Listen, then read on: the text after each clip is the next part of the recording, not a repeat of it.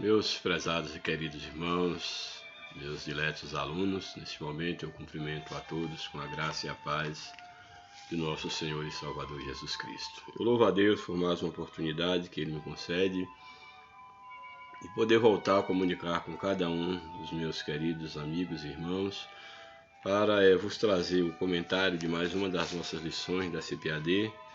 Temos hoje a lição de número 5, de 29 de outubro de 2023, aí da série de lições da CPAD, as lições de adulto desse último trimestre. E hoje nós temos como título da lição uma perspectiva pentecostal de missões. Esse é o título da lição deste momento.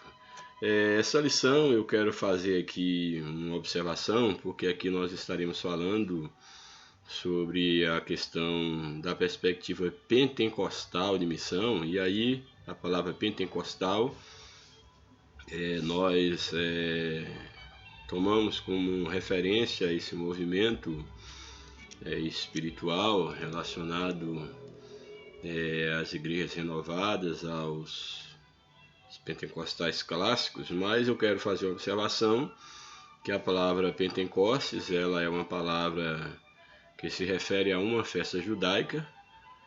Portanto, a palavra Pentecoste em si, ela não necessariamente quer dizer que seja um movimento espiritual termo criado para se referir ao momento da descida do Espírito Santo, não. É claro que a descida do Espírito Santo acontece exatamente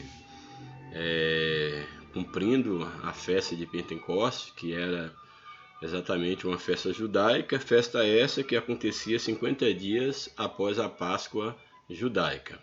A Páscoa era toda uma memória de quando Deus havia libertado o seu povo do Egito. Ali houve a ordenança da instituição da Páscoa para que ficasse em memória de todo o povo e das gerações futuras daquela libertação, quando Deus havia os libertado do Egito. E a Páscoa era exatamente esse símbolo de libertação, que era exatamente quando o anjo ali da morte passou na casa dos egípcios e aí puniu o primogênito de cada família, como também dos animais, e passou por cima da casa dos hebreus, aqueles que tinham ali uma marca, que era a marca do sangue, que apontava sim para o sacrifício de Cristo, e aqueles que tivessem a marca do sangue do Cordeiro no umbral da porta,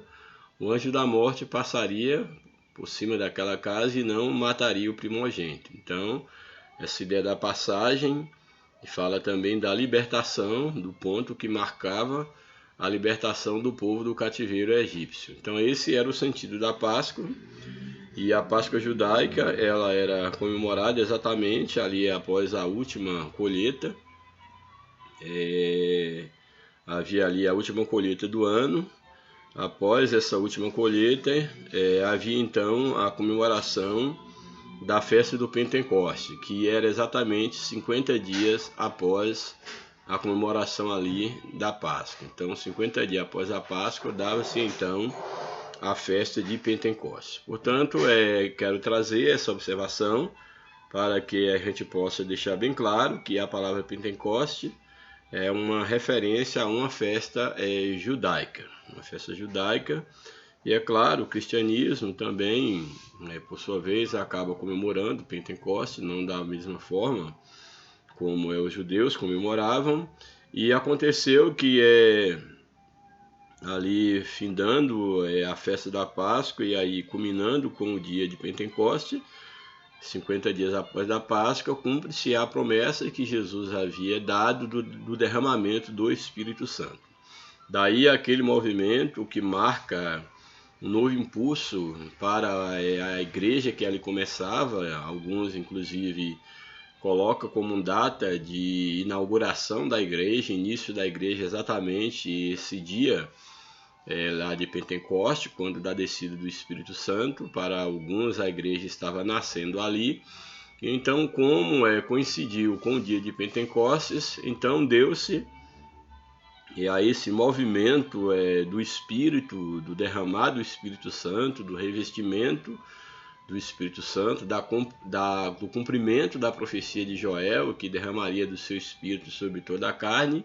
Então deu exatamente nesse período aí, cumprindo-se os dias de Pentecostes. Daí chamar esse movimento de movimento pentecostal, chamar de Pentecoste. E hoje, boa parte das pessoas, quando fala de uma perspectiva pentecostal de Pentecoste, pensa logo na questão do batismo com o Espírito Santo. Porém, é necessário que a gente remeta a palavra Pentecoste à sua origem, quando ela surge, que é uma referência exatamente a uma festa judaica.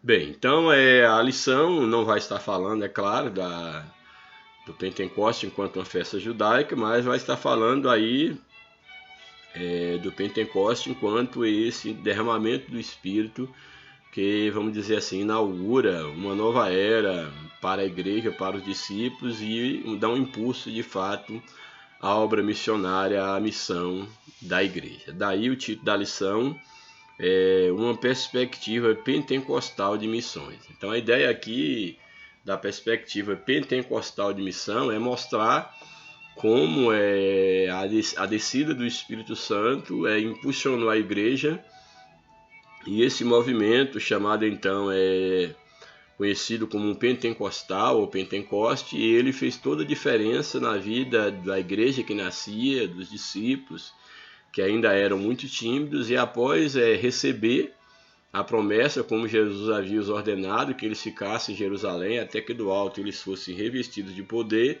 E de fato esse revestimento de poder acontece ali cumprindo os dias de Pentecoste, e naquele momento aqueles discípulos, aqueles apóstolos, aqueles irmãos que estavam ali, cerca de 120 irmãos, eles foram revestidos do poder do Espírito, foram cheios do Espírito Santo, e eles saem então agora de uma maneira dinâmica, na ousadia do Espírito, pregando a palavra de Deus. E um dos grandes símbolos dessa mudança que aconteceu no interior de cada irmão daquele é exatamente o apóstolo Pedro, um homem que até então covarde, havia negado a Jesus, ali eles escondidos, com medo ainda de alguma represália, e agora Pedro cheio de ousadia, ele faz uma pregação e ali milhares de almas se convertem ao Senhor pelo poder do Espírito que falava pela boca de Pedro. Então,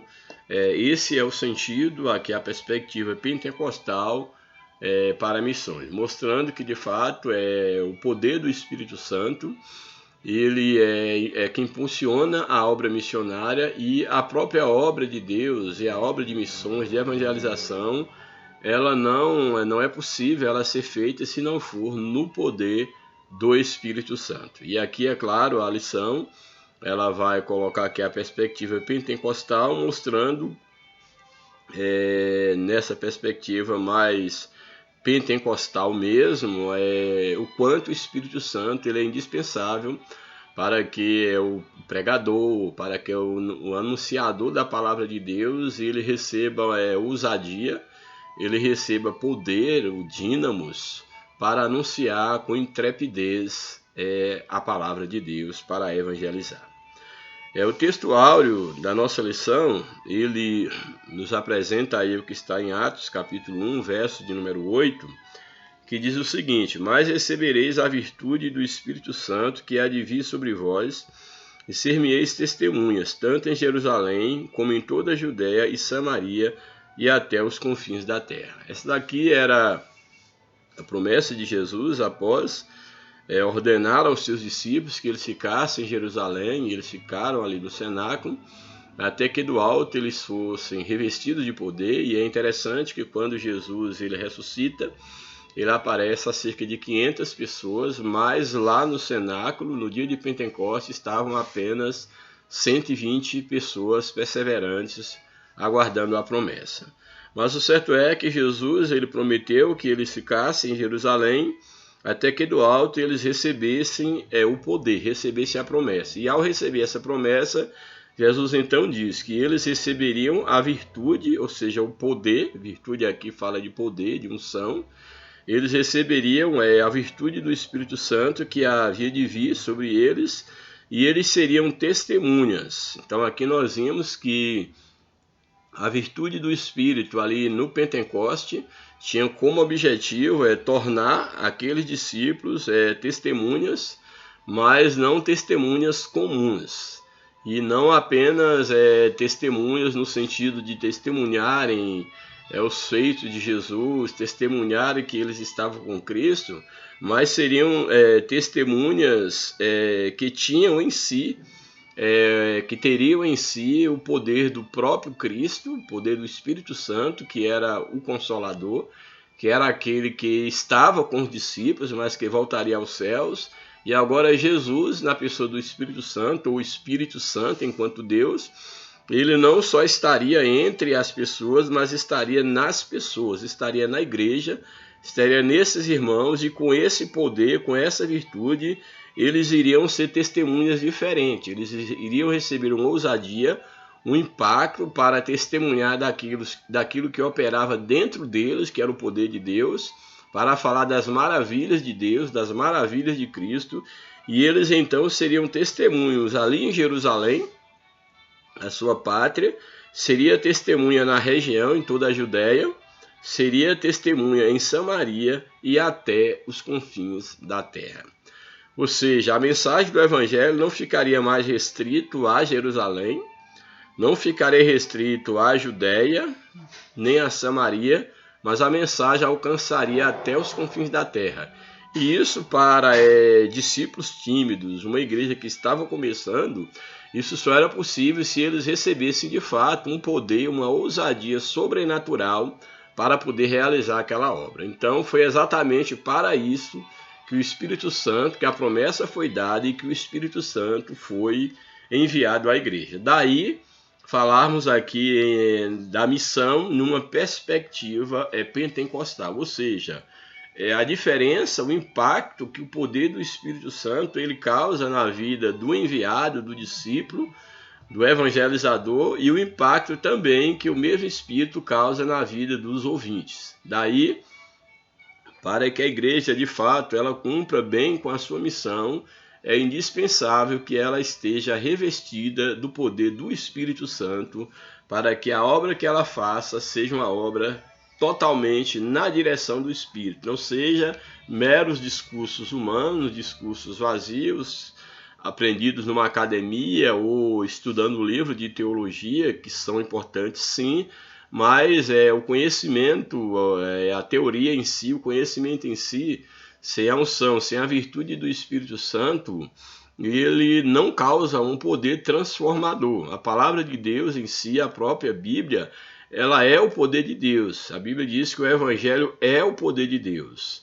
Não estou menosprezando a palavra em hipótese nenhuma, mas é necessário que eu pregue, que nós preguemos o Evangelho, mas que esse Evangelho seja pregado na unção do Espírito, que seja o Espírito Santo falando através da nossa boca. Louvado seja o nome do Senhor. A verdade prática nos apresenta o seguinte: o Espírito Santo derramado no Pentecoste é o mesmo Espírito que Deus deseja derramar de novo na igreja da atualidade. Ou seja, Deus é o mesmo, o Espírito Santo é o mesmo, a sua obra não cessou, e Deus deseja derramar do seu Espírito sobre todos nós, sobre toda a sua igreja, independente de placa, independente de denominação. O poder do Espírito Santo é para a igreja de Cristo, e inclusive é o Espírito Santo quem convence o homem do pecado, da justiça e do juízo. É o Espírito Santo quem opera em nós o novo nascimento, uma nova vida, uma transformação para Deus, e não podemos conceber a igreja sem o Espírito Santo. Isso é impossível. Inclusive a Bíblia diz que o penhor da nossa salvação é exatamente o Espírito de Deus que habita em nós, ou seja, está penhorado, penhor como é algo que você dá por garantia. Então a promessa que nós temos de que nós somos salvos, de que nós iremos, um dia Cristo virá buscar a sua igreja, que ele há de cumprir com a sua promessa, é exatamente porque ele penhorou o Espírito, ou seja, ele mandou o seu Espírito Santo, o Espírito Santo habita na vida da igreja e um dia o Espírito Santo será retirado da terra e nós, enquanto igreja, enquanto pessoas cheias do Espírito Santo, nós estaremos para sempre com Jesus, porque essa é a promessa que Jesus fez para a igreja primitiva e a promessa é para nós nos dias atuais. A leitura bíblica em classe está no livro de Atos, capítulo 2, verso 1 ao 8, depois o verso 14 até o verso de número 18. Portanto, Atos, capítulo 2, verso 1 ao 8, depois o verso 14 até o verso de número 18. Diz-nos assim, Atos 2, 1. Cumprindo-se o dia de Pentecoste, estavam todos reunidos no mesmo lugar. Então, cumprindo-se o dia ali da festa de Pentecostes, 50 dias após a Páscoa, todos os discípulos, havia ali judeus de várias partes do mundo de então, estavam ali habitando em Jerusalém. Muitos vieram, inclusive, para a Páscoa e até o dia de Pentecostes, alugaram casas, estavam ali há 50 dias. O certo é que nesse período havia judeus de toda parte da terra, do mundo de então, e estavam ali, no caso, em Jerusalém, para a festa da Páscoa e de Pentecoste. E aqui o texto diz que, cumprindo-se então a festa, o dia de Pentecoste, estavam todos reunidos no mesmo lugar. Aqui todos quem? Todos aqui no mesmo lugar, fala exatamente desses 120 irmãos que estavam no cenáculo, buscando, aguardando a promessa do derramar do Espírito Santo que Jesus mandou que eles esperassem. Eles ficassem em Jerusalém e aguardassem a promessa. E esses 120 irmãos, eles estavam ali aguardando até que se cumpriu o dia de Pentecoste. Aí o verso 2 nos diz o seguinte: e de repente,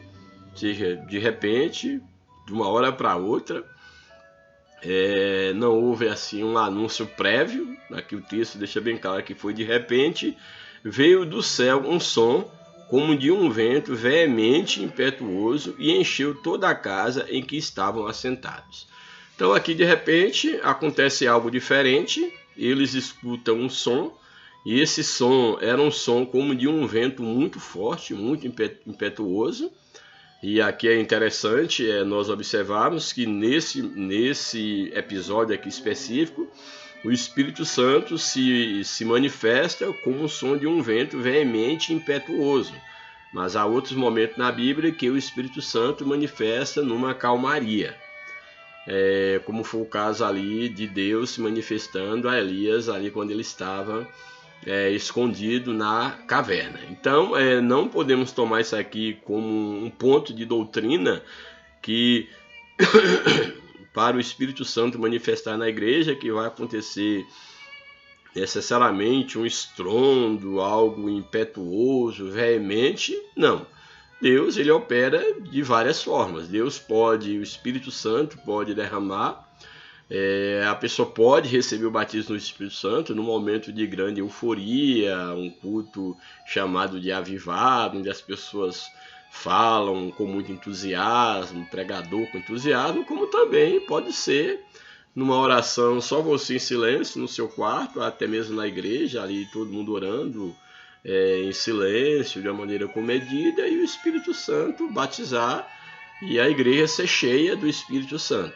Então, o barulho não é necessariamente um sinal, uma prova, uma doutrina de que é assim que funciona o descer do Espírito. Não necessariamente. Mas nesse caso aqui, quando eles estavam reunidos, de repente, do nada, vem um som veemente, impetuoso, e aqui diz que é um som como de um vento veemente impetuoso. É bom observar que aqui há uma partícula aqui comparativa, que esse som era como o som de um vento. Não está dizendo que era um vento, que deu um vento muito forte dentro do cenáculo ali, e de repente saiu levando o banco, causou um rebuliço ali dentro. Não, aqui está dizendo que o som era como um vento. Não está dizendo que era um vento que no dia de Pentecoste houve um vento forte, impetuoso. Não está dizendo isso, apenas está dizendo que aquela experiência foi traduzida, aquele som, como um som, com uma voz, com um barulho, som de um vento veemente, impetuoso, e esse som encheu toda a casa em que estavam assentados, aqueles irmãos.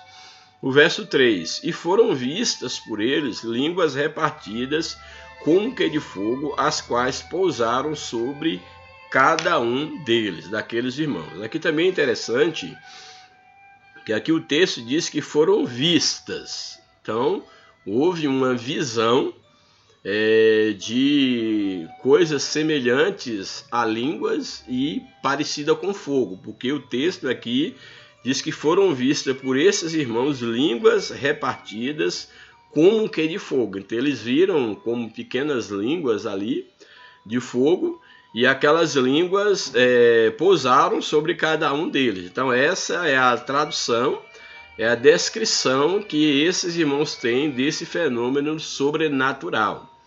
Ali após esse som de vento, como um vento, melhor dizendo, veemente, impetuoso, eles viram línguas, foram vistas por eles línguas repartidas, ou seja, para cada um ali que estava, e essas línguas eram como que línguas de fogo. Não há como detalhar mais isso, se era língua no sentido de um órgão humano, mas o certo é que o texto diz que eles viram línguas, já que a língua é uma das responsáveis pela fala, principalmente. Então, esse órgão mais externo, podemos dizer assim, é responsável pela fala, esse órgão mais visível, vamos dizer assim, é responsável pela fala, então daí a representação da língua. Mas aqui não está dizendo que foi uma língua de fato. Mas eles viram então uma imagem como que de uma língua, e essa língua era como que uma língua de fogo, e essas línguas posaram sobre cada um deles, essa simbologia, esse evento. E diz que ao posar sobre cada um, eles viram essas línguas, e diz que todos foram cheios, todos os que estavam ali, na cabeça dos quais, ou sobre os quais pousaram essa língua como que de fogo, diz que todos foram cheios do Espírito Santo. Aí estava o cumprimento da promessa que Jesus havia dado e que lá em Joel já havia prometido para os últimos dias, que era para esse tempo. Então nós vimos então que eles começaram a essa língua pousar sobre eles, eles começaram a falar em outras línguas conforme o Espírito Santo lhes concedia que falassem. Aqui nós vimos que a ideia deles falarem em outras línguas, aqui dentro de um contexto maior e segundo os estudiosos, e não está errada a interpretação, a ideia de eles começarem a falar em outras línguas seriam outras línguas mesmo, outros idiomas.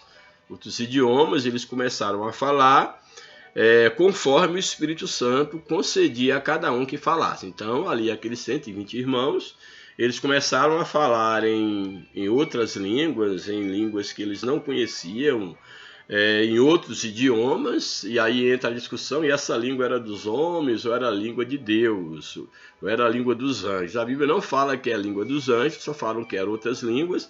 Dentro de um contexto maior, dá para entender que eram idiomas, de fato, idiomas de outros, de pessoas que estavam ali de várias nações do mundo, judeus ali estavam para a festa da Páscoa e do Pentecoste, e é claro que para os discípulos de Jesus era uma língua do céu, porque mesmo falando em língua, no caso de uma outra nação, eles não conheciam aquela língua. Então para eles eram línguas estranhas, sim, eram línguas estranhas porque era estranha a eles não haviam aprendido aquele linguajar. Então não deixa de ser línguas, vamos dizer assim, dos céus, línguas, no caso, vinda da parte de Deus, ainda que seja idiomas conhecidos pelas nações que ali estavam, mas para os discípulos eram desconhecidas, portanto, eram línguas que se falavam na operação do Espírito Santo. Se era alguma língua de anjos e havia ali uma tradução simultânea, é uma outra questão que também se defende. não houve dificuldade em se defender essa linha, mas dentro de um contexto maior, a linha mais provável de se entender é que não era uma espécie de uma tradução simultânea, era que aqueles discípulos eram uma língua estranha para eles, mas aquela língua não era estranha para quem estava ouvindo, já que havia pessoas de vários países do mundo, várias nações do mundo.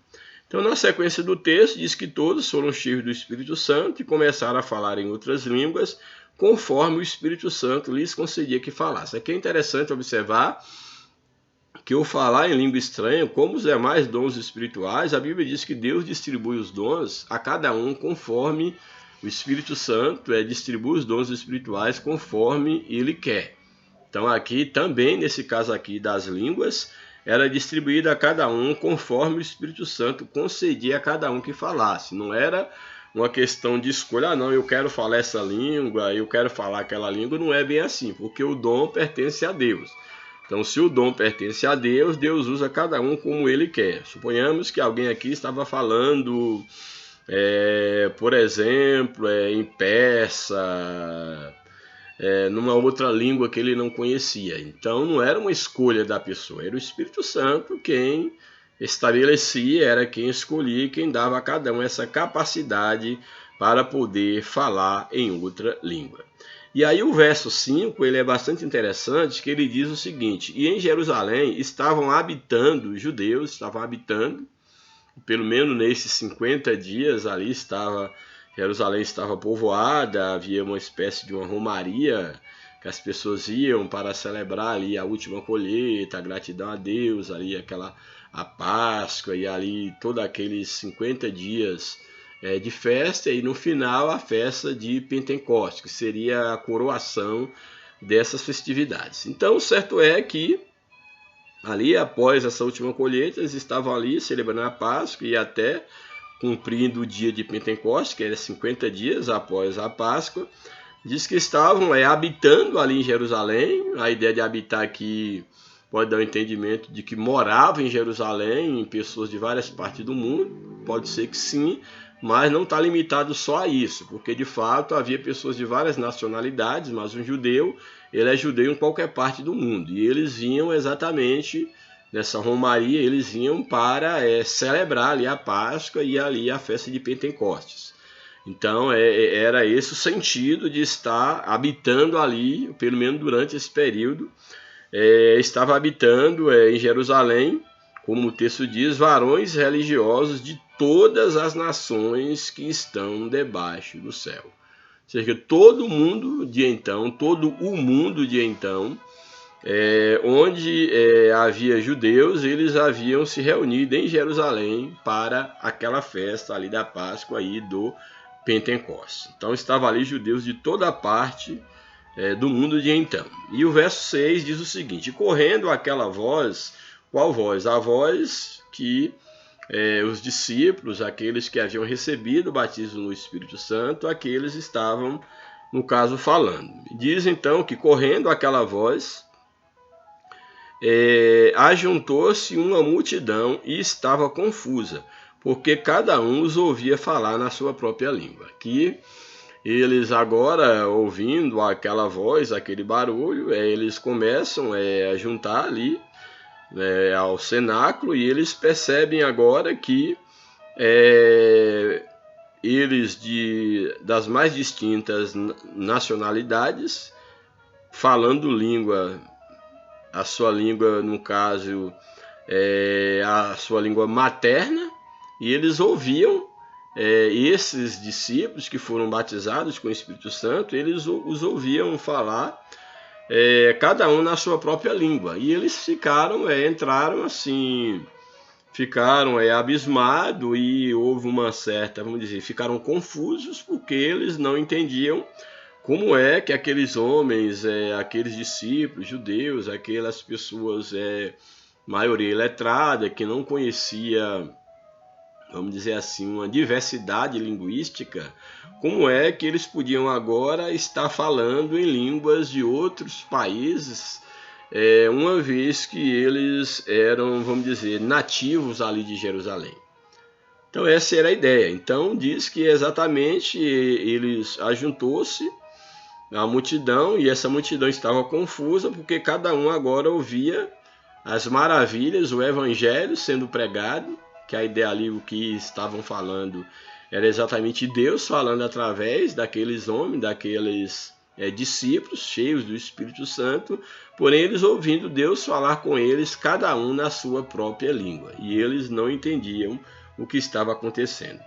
E todos, verso 7, todos pasmavam e se maravilhavam, dizendo uns aos outros, pois que não são galileus, ou seja, esses aqui não moram na Galiléia, não são todos eles galileus, não são galileus todos esses homens que estão falando? Como pode esses homens que são galileus estão falando? Aí o verso 8, como pois podemos ouvi-los, como pois os ouvimos cada um na nossa própria língua em que somos nascidos? Como pode eles estarem falando não na língua hebraica, no aramaico, quem sabe no grego, mas estão falando na língua dos nossos países, de onde nós nascemos. Nós somos judeus, mas não somos natural de Jerusalém.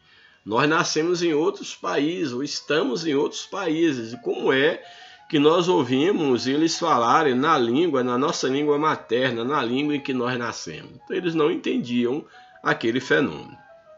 Aí o texto pula para o verso 14, aí verso 14 ao 18, que diz o seguinte: Pedro, porém, pondo-se em pé com os 11, aí eles ficavam conjecturando, aquelas pessoas que ali estavam ouvindo, se aqueles homens estavam bêbados àquela hora do dia, mas não era nada disso.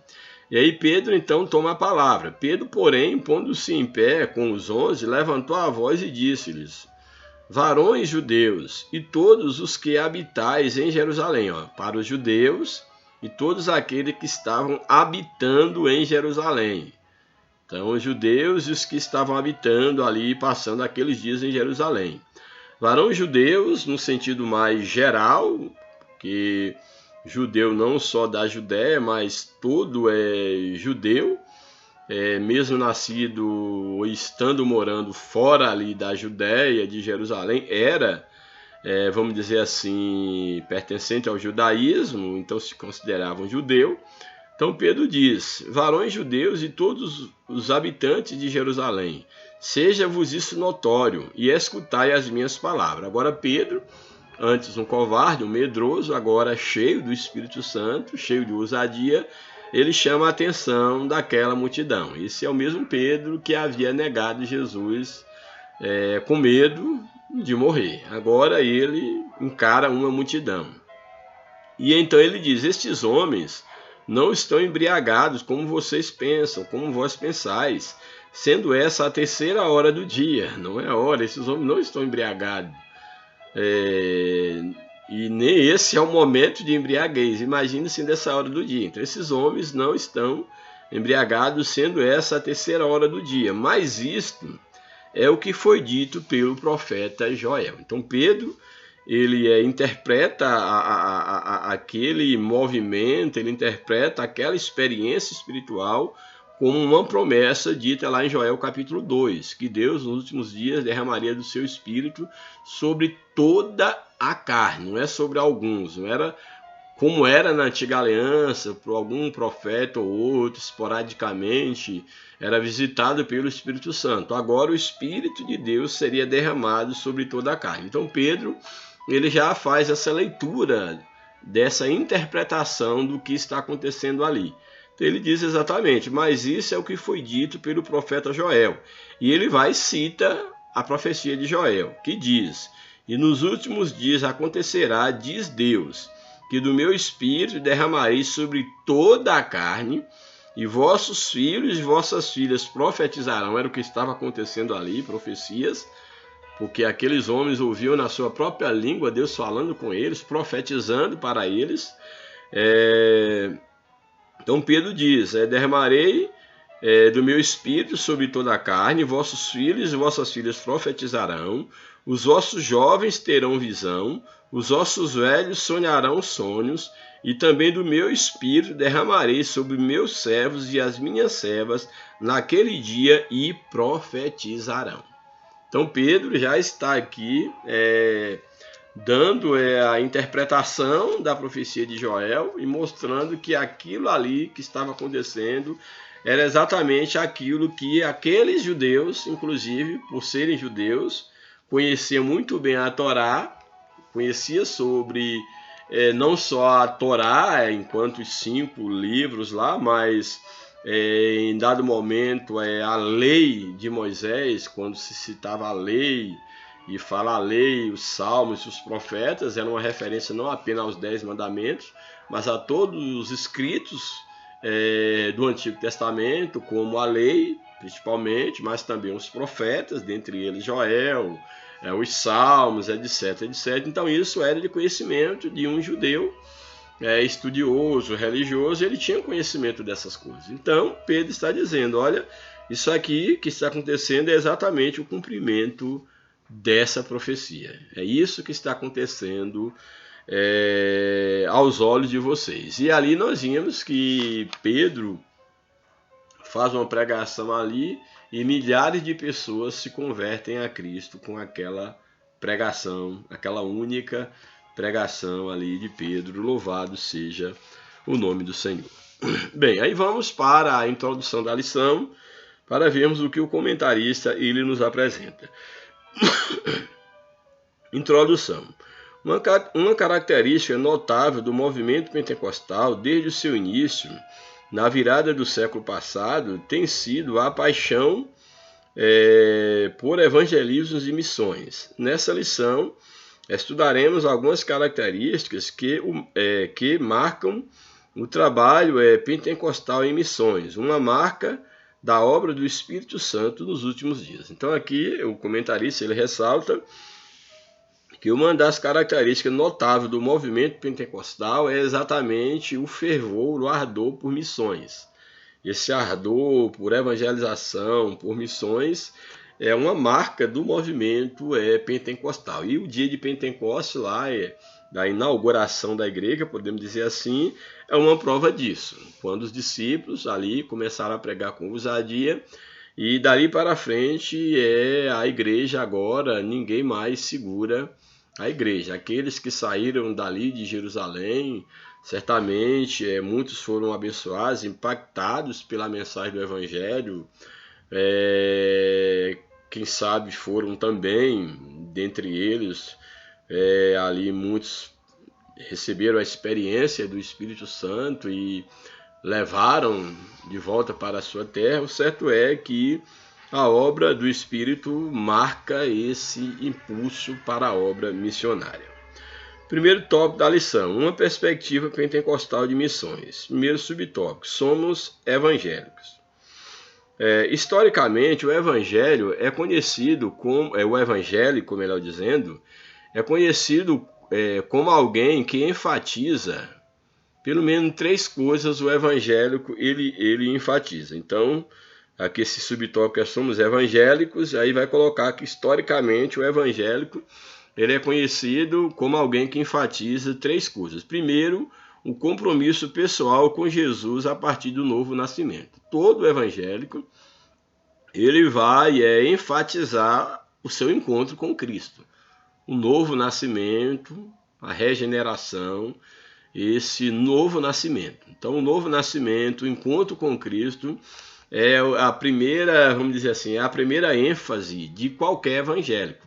É testemunhar sobre a sua experiência com Deus, sua experiência com Cristo, sobre o seu novo nascimento. Uma outra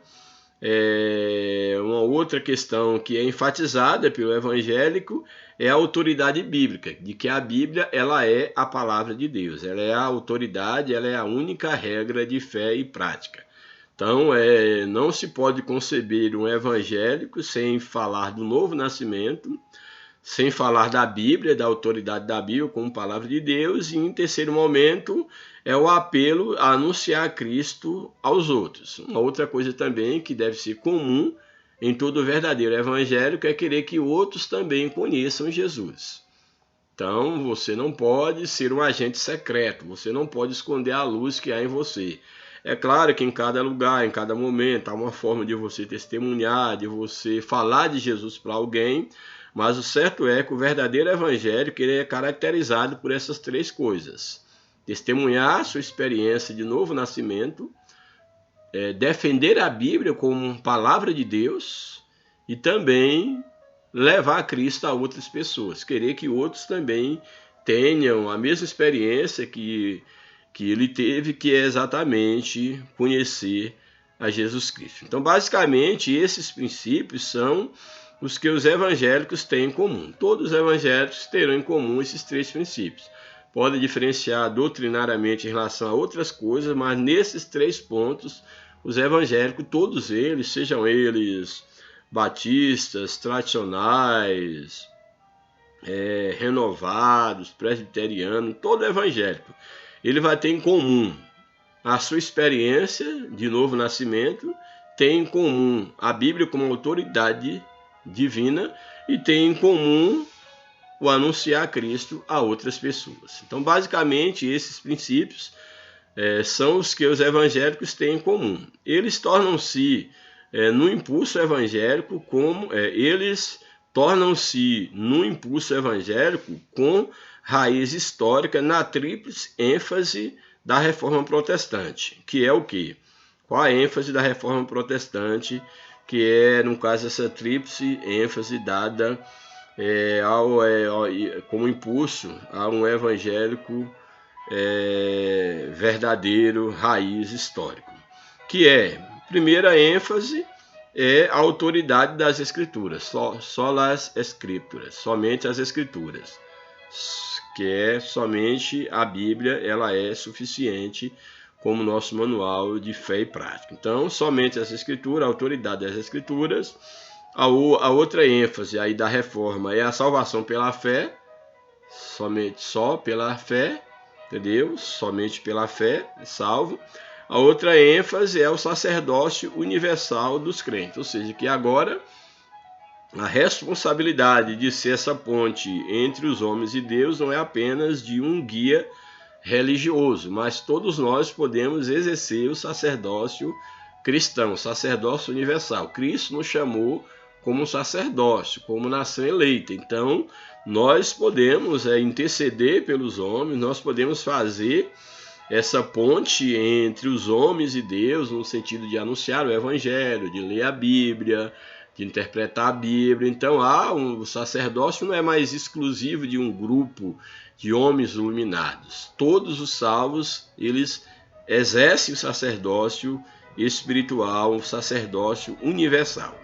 Então, de acordo com o missiólogo Paul Pomerville, podemos dizer que o movimento pentecostal contribuiu com esse impulso evangélico, descrito acima, com a natureza dinâmica da fé cristã. Esse princípio envolve a atividade de Deus em termos de ministério do Espírito Santo. O Espírito Santo vem impulsionar, vamos dizer, esses pontos de fé que nos unem.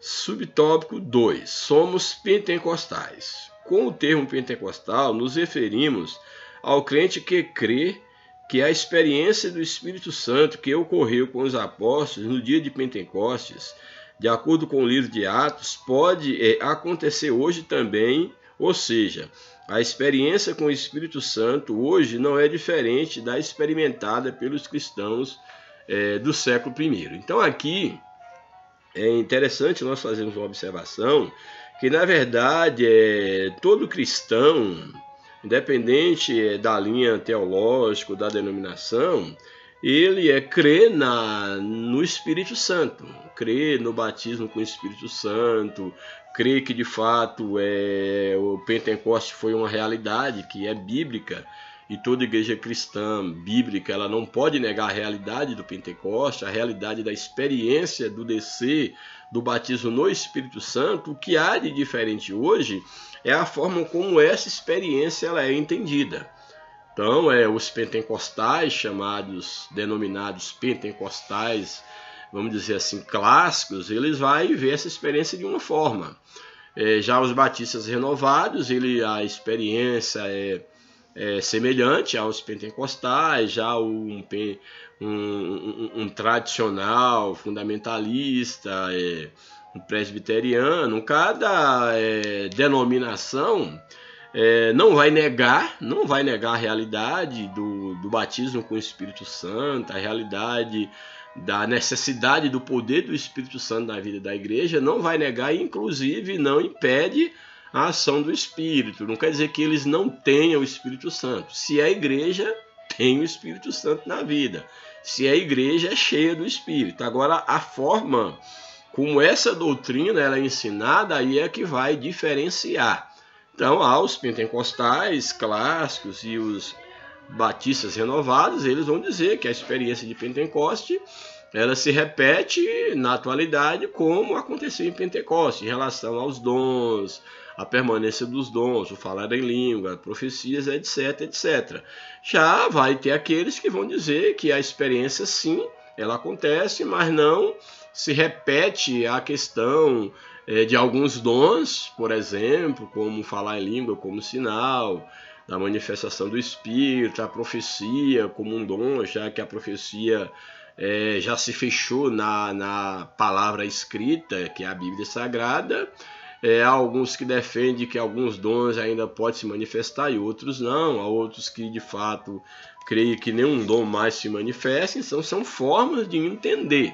E isso, é claro, deve ser respeitado, mas o que há de comum em toda a igreja de Cristo é que o Espírito Santo ele é indispensável na vida da igreja e de que a igreja ela tem que ser cheia do Espírito Santo, independente da forma como essa doutrina ela seja entendida. Não há nenhuma igreja cristã, seja ela batista, seja ela pentecostal, que negue a realidade do batismo no Espírito Santo. A questão está em como essa experiência ela acontece na atualidade. Se é no mesmo modelo da experiência lá dos primeiros cristãos, lá na inauguração da igreja, no Pentecoste, ou se hoje é de forma diferente.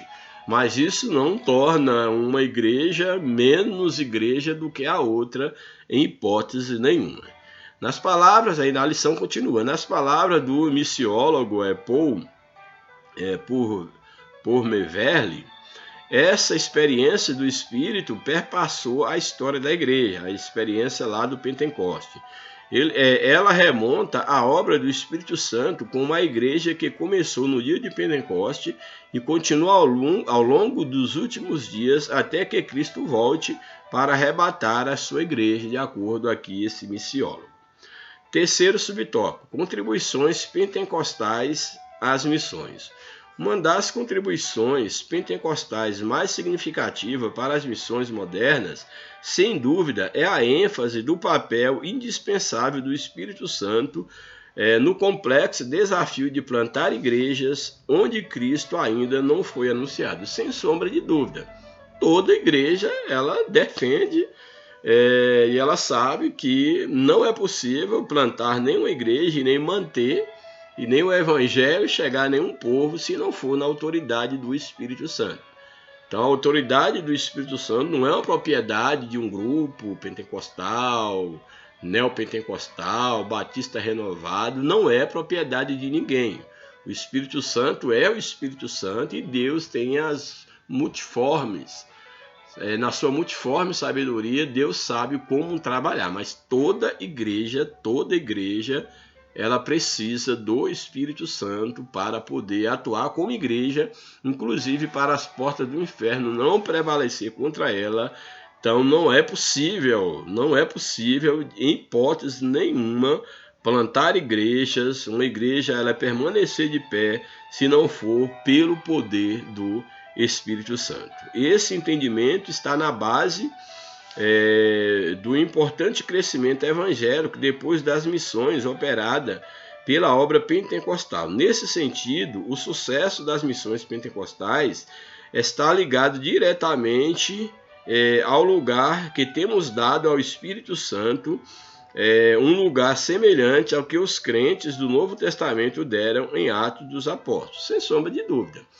É necessário que a igreja dê o lugar devido ao Espírito Santo. Sem o Espírito Santo, sem a palavra, sem a oração, sem uma vida de consagração, de busca, não é possível falar de igreja sem essas coisas que devem ser comuns a todas as igrejas: a oração, a palavra, o abrir para a obra do Espírito Santo, buscar a presença do Espírito, buscar ser cheio da presença do Espírito, dar lugar ao Espírito Santo te usar, não falar da tua parte, mas falar da parte de Deus, na unção do Espírito. Isso deve ser comum a todo evangelho. Assim, podemos dizer que somos evangélicos pentecostais, pois para além de afirmarmos todos os princípios que os evangélicos afirmam, para nós é inegociável e indispensável o poder do Espírito na prática de missões. Eu diria que para qualquer igreja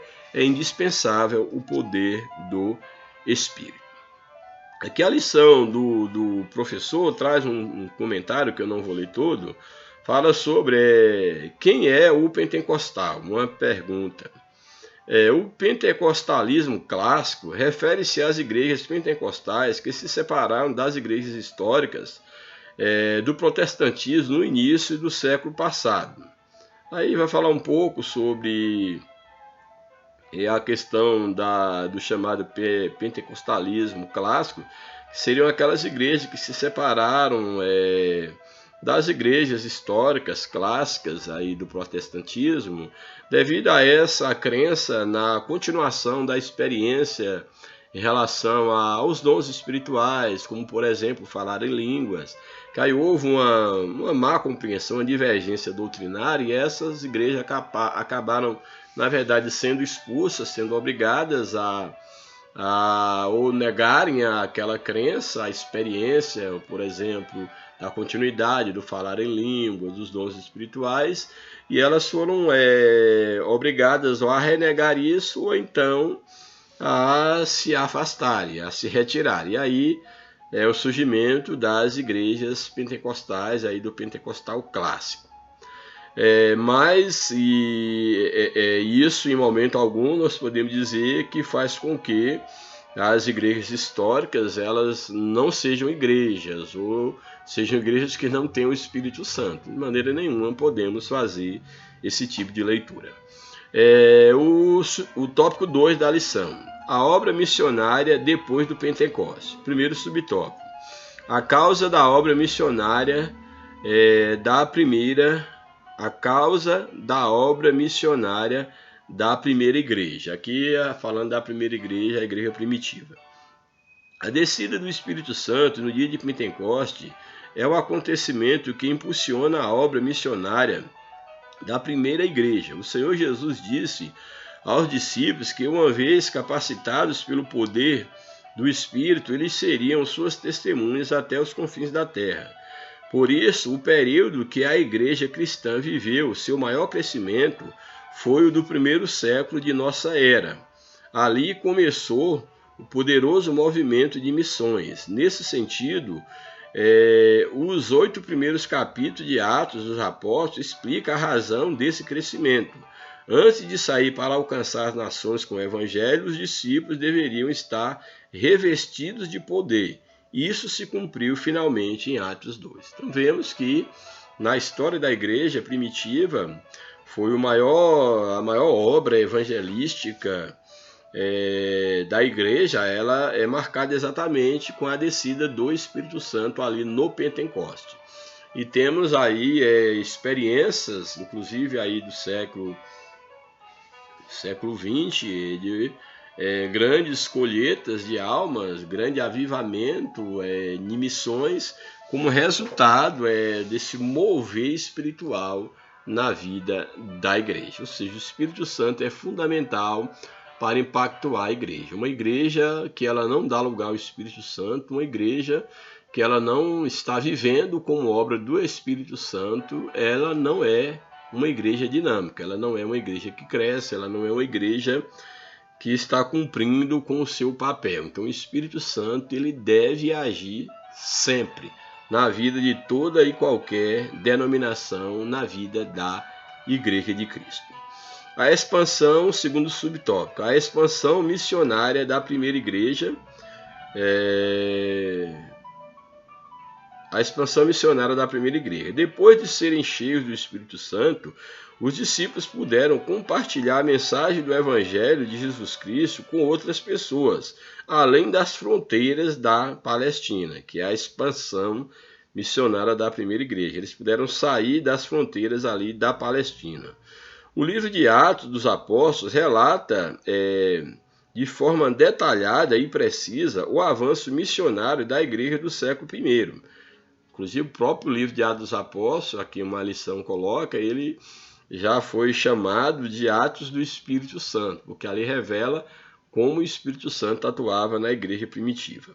Embora o livro de Atos destaque a atuação do apóstolo Paulo, considerado o maior missionário da igreja primitiva, pois ele estabeleceu igrejas nas 4 províncias romanas, no caso na Galácia, na Macedônia, na Acaia e na Ásia, também estão registrados lá em Atos trabalhos importantes de outros homens e mulheres de Deus, tais como Barnabé, Pedro, Silas, Filipe, o diácono, João Marcos, Apolo, Áquila, Priscila e outras pessoas que foram grandemente usados por Deus na unção do Espírito. Nesse aspecto, podemos dizer que o diácono evangelista Filipe, por exemplo, foi o primeiro missionário transcultural enviado a pregar para um africano, um etíope. Ele foi o primeiro missionário transcultural que prega para aquele homem e ele, por sua vez, leva a mensagem para o seu povo. Então aí vemos a expansão missionária da primeira igreja. Terceiro subtópico: Deus não faz acepção de pessoas.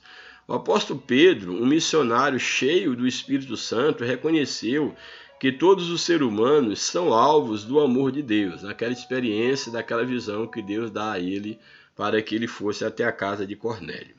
De perseguidor dos cristãos, Paulo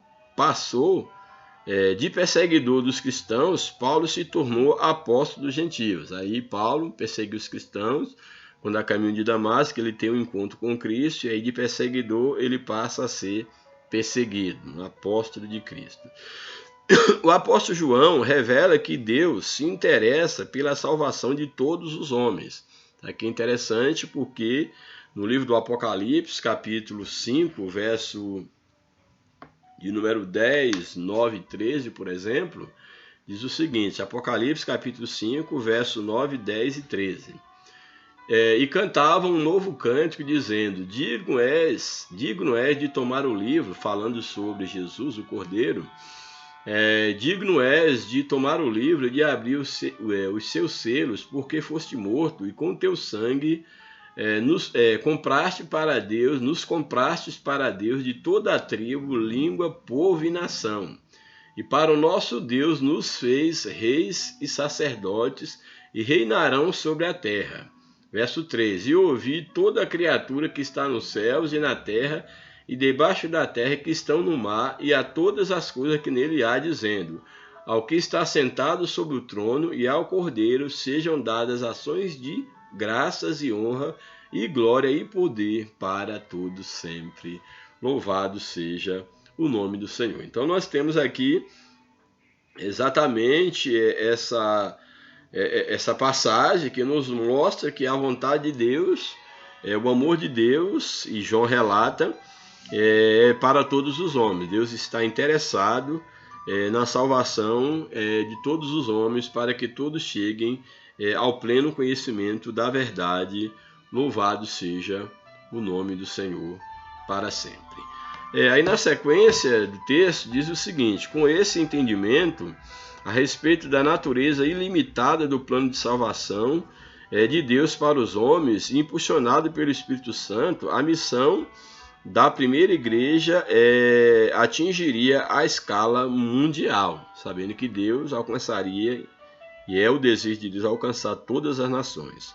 Podemos ver isso no ministério de Pedro, com o centurião Cornélio, que quando Pedro vai à casa do gentil Cornélio, e ali ele prega o evangelho, o Espírito Santo desce sobre eles, eles falam em línguas estranhas, outras línguas, profetizam ali, eles são batizados e profetizam, a Bíblia diz isso, e eles então logo são batizados nas águas, uma vez que Pedro chega à conclusão que Deus não faz acepção de pessoa, porque derrama do seu Espírito sobre os gentios e eles profetizam. Então, como negar o batismo a quem Deus derrama do seu Espírito?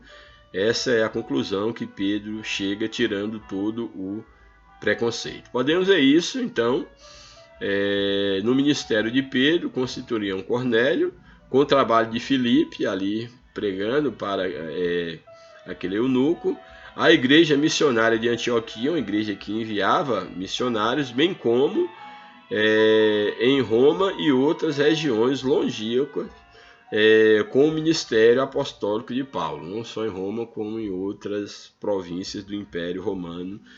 Paulo, enquanto um missionário dos gentios.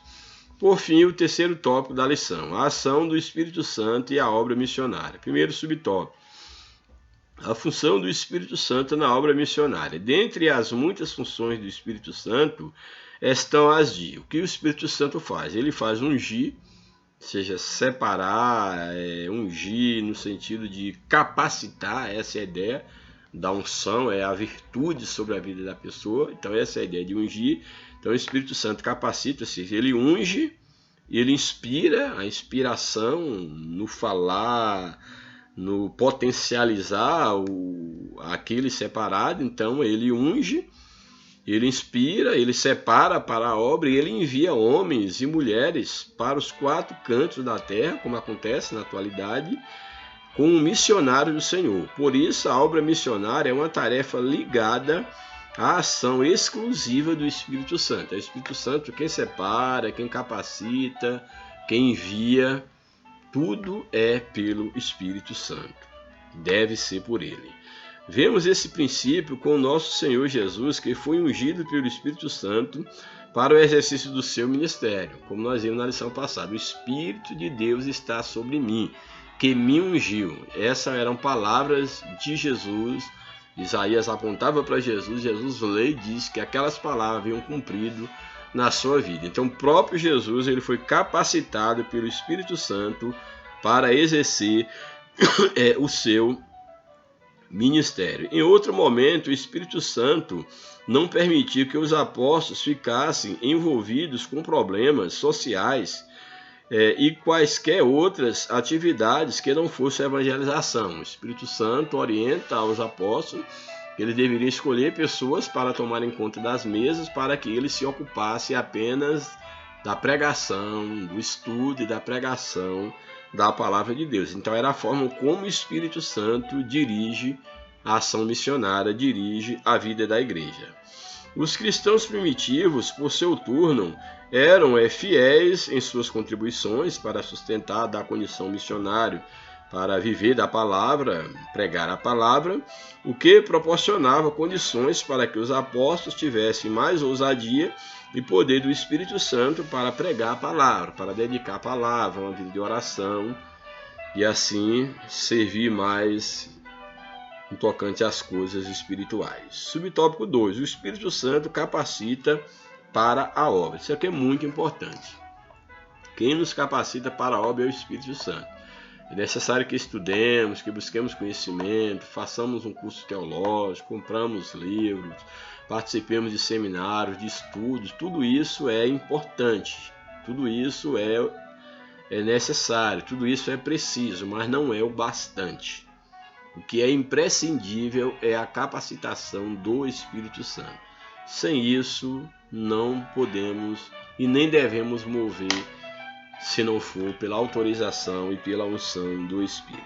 Então, o Espírito Santo capacita para a obra. O Espírito Santo é quem escolhe e envia missionários para anunciar as boas novas de salvação ao mundo. Em Atos 16, temos uma revelação clara de como o Espírito Santo deseja que a ação missionária seja realizada. Esse é um texto bem emblemático e muito importante.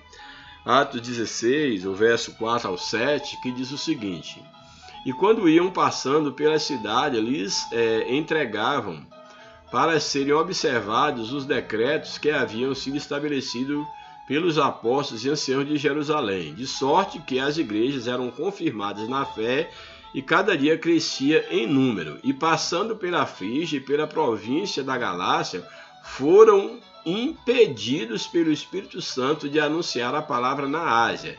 E quando chegaram a Mísia, intentavam ir para a Bitínia, mas o Espírito Santo não lhe permitiu. E aí vai mostrando aqui, aí tendo passado por Mísia, desceram a Tróade. E Paulo teve de noite uma visão em que se aparentou um homem da Macedônia e lhe rogou, dizendo: passa a Macedônia e ajuda-nos. E logo depois dessa visão, procuramos partir para a Macedônia, concluindo que o Senhor nos chamava para lhes anunciarmos o Evangelho. Aqui é uma demonstração clara que o Espírito Santo é quem deve conduzir a igreja.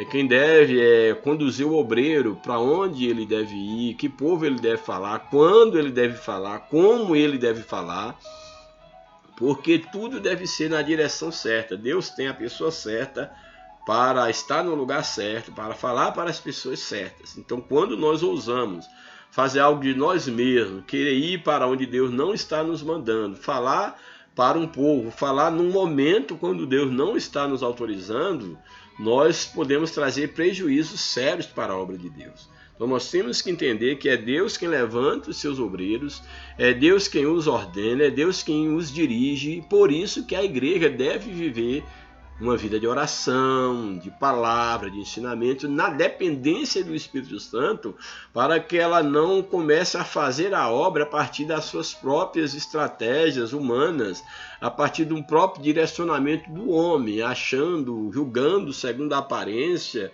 que quem sabe um lugar é mais vistoso, tem mais, quem sabe tem uma renda certa, tem uma população que julga-se ser mais acessível ao Evangelho, quando na verdade a obra de Deus quem faz é o próprio Deus, porém usando homens que se colocam à sua disposição, à disposição do Espírito Santo. Louvado seja o nome do Senhor. Nesse sentido, o Espírito Santo também ele é o instrutor dos ministros da palavra de Deus no exercício da proclamação da mensagem no campo missionário. Não por acaso a ação do poder do Espírito Santo na igreja é a característica mais surpreendente do livro de Atos, a ponto de o livro ter sido chamado de Os Atos do Espírito Santo. Tanto o ministério público de Jesus quanto o ministério público da igreja primitiva foram iniciados debaixo da experiência do Espírito Santo. Louvado seja Deus. E o último subtópico: Deus age por meio do Espírito Santo. Na obra Verdades Pentecostais da CPAD, o pastor Antônio Gilberto, de saudosa memória, grande teólogo, descreve a assistência do Espírito Santo na obra missionária. Ele mostra que o Espírito Santo, ele escolhe a pessoa, ele envia, ele capacita e direciona os evangelizadores. É o que observamos no livro de Atos dos Apóstolos, quando o Espírito Santo age na vida da igreja. Ali fica claro que o Deus da Bíblia não é deísta, não é um Deus que está distante da sua criatura. Então, o Deus da Bíblia não é um Deus deísta, isto é, impessoal, que se encontra longe de seu povo, mas ele intervém de modo que deseja estabelecer um relacionamento vivo com sua igreja pelo poder ativo do Espírito Santo. Assim, a igreja que dá espaço para a atuação do Espírito Santo será um celeiro de evangelismo com eficácia e direção divina. Portanto, essa perspectiva de atividade do Espírito Santo direta na obra missionária é uma ênfase dos pentecostais, é uma ênfase bíblica, não só dos pentecostais. A direção do Espírito Santo para a obra missionária é uma ênfase bíblica. Louvado seja o nome do Senhor. E para concluir, nessa lição, estudamos uma das mais importantes contribuições dos pentecostais para as missões modernas. Qual é essa contribuição? O poder do Espírito Santo na vida da igreja. Vimos que assim ocorreu no ministério terreno de Jesus, bem como o ministério terreno da igreja primitiva. Tudo isso nos mostra que é indispensável para qualquer projeto missionário que toda obra comece e termine sob o poder e direção do Espírito Santo. É essa presença santa que garante o sucesso e eficácia da obra missionária em pleno século XXI. Então, se a igreja ela quiser continuando a sua obra, ela quiser continuar, melhor dizendo, a sua obra de ganhar almas, de expandir o reino, ela necessita da direção do Espírito Santo.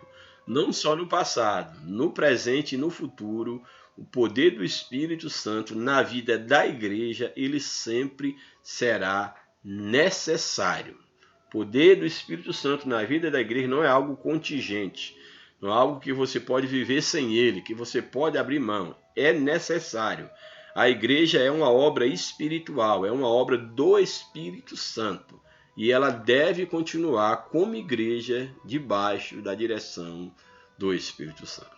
Que Deus nos ajude, que Deus abençoe a sua vida grandemente, que nós possamos entender que o Espírito Santo é necessário na vida da igreja, não é uma propriedade de denominação nenhuma, mas é uma necessidade da igreja, do corpo de Cristo, para fazer a obra que ele foi confiado. Que Deus nos abençoe, que o Espírito Santo abençoe a tua vida, o teu ministério, e que nós possamos viver na contínua dependência do Espírito Santo. Um grande abraço, graça e paz. Deus os abençoe, em nome de Jesus. Um grande abraço.